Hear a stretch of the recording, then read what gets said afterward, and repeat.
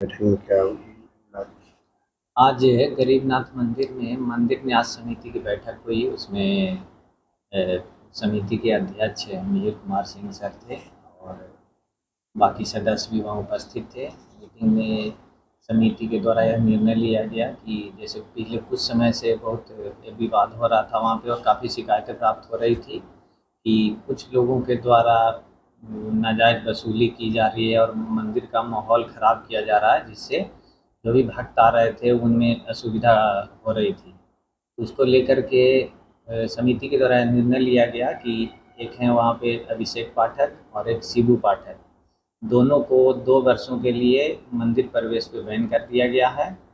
और एक है पिंकू पाठक, उनको कड़ी चेतावनी दी गई है कि वो अगर कुछ भी इसमें इन्वॉल्व हैं तो वो छोड़ दें इस चीज़ को, और उनको इस बार मौका दिया गया है कि वो अपने आप में सुधार करें। बाकी उन दोनों को 2 साल के लिए बैन किया गया है। और जो सिक्योरिटी के लिए पूर्व सैनिक संघ के जो सचिव थे उनको भी बुलाया गया था, उनको भी स्पष्ट बता दिया गया है कि आप अपने सिक्योरिटी पर्सन से इस बात का विशेष ध्यान रखें कि उन लोग मंदिर में नहीं आए और जो भी भक्त लोग आते हैं उनको कोई भी असुविधा ना हो। साथ ही और भी कई निर्णय लिया गया है, जिसमें एक एक करके तो मैं बताऊंगा, डिटेल्स काफ़ी ज़्यादा हो जाएगा। जैसे कि विकलांग कैंप का आयोजन को लेकर के है, उसके बाद गुंबद की मरम्मती को लेकर के है, पेंटिंग वगैरह को लेकर के है, तो ये सब पे भी डिसीजन लिया गया है जो एक एक करके उस पर भी कार्य किया जाएगा। इन लोग के विवाद का रीजन पर क्या है आखिर? शिकायतें यही प्राप्त हो रही थी कि इन लोग के द्वारा नाजायज़ पैसे की वसूली की जाती है। साथ ही जैसे रसीद अगर कटा पूजा करने के लिए, तो एक रसीद पे इन लोग 3 लोग 4 लोगों के पूजा करवा देते थे, जिससे रेवेन्यू का लॉस भी हो रहा था। मंदिर की जो आमदनी है जिससे और भी चीज़ों को किया जा सकता था, उसमें नुकसान हो रहा था और भक्त लोग को भी परेशानी हो रही थी। तो इसको लेकर के डिसीजन लिया गया कि पूर्व में भी इन लोग पे एफआईआर हुई थी, 2 बार एफआईआर हो चुका है। अभी 107 की कार्रवाई भी हुई है, उसमें भी बॉन्ड ऑन का आदेश हुआ है।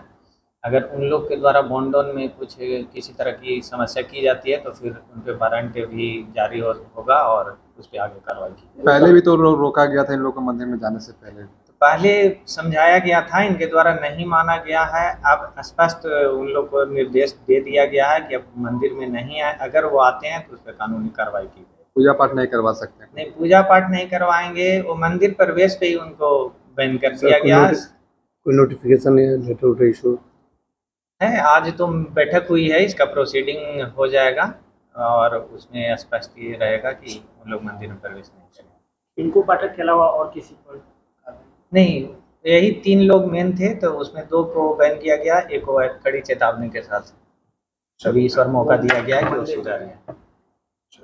बार बार जो दान पेटी खुलता है उसमें सारा गला मुक्त कर रहा है, इसका क्या? नहीं, दान पेटी को लेकर के भी बात हुई है कि प्रत्येक महीने के मंगलवार या शनिवार को दान पेटी हर महीने खोला जाए। इधर चुनाव की वजह से 3 महीने का गैप हो गया है जो नहीं खुल पाया, लेकिन अब उस पर निर्णय लिया गया समिति के द्वारा कि प्रत्येक महीने अब दान पेटी खुलेगा और जो पैसे की कुछ बर्बादी हो रही थी वो नहीं होगी। और दूसरी सबसे बड़ी बात है सर कि जैसे सावन के समय में कि ये वजह से होता है, तो उस पर देखा जाएगा। उस पर अगर कोई परेशानी होगी उस पर समिति बात करेगी, अगले महीने भी बैठक होगी, उस पर बात होगी। अगर ऐसा कोई रहेगा तो उसका सोल्यूशन निकाला जाएगा। और न्यास समिति का तो टाइम टेबल होता है कि इतने साल पर चुनाव हो जाना चाहिए उसका, तो यहाँ तो वर्षों से एक ही लोग जमे हुए हैं, इसका क्या? नहीं, ऐसा नहीं है कि वर्षों से जमे हुए, जो प्रक्रिया उसी के तहत वो अपने पद पे हैं। ऐसा नहीं है कि इलीगल रूप से वो अपने पद टाइम पे। टेबल क्या है कि जैसे कितने अब साल टाइम टेबल का आइडिया हमें अभी नहीं है, वो देखना पड़ेगा कि उसका क्या है। श्रावणी मेला को लेकर के भी कुछ बैठक में कुछ और आगे कुछ बैठक होगी, उस पर श्रावणी मेला को लेकर के डिसीजन लिया जाएगा और उसके लिए विशेष तैयारी की जाएगी ताकि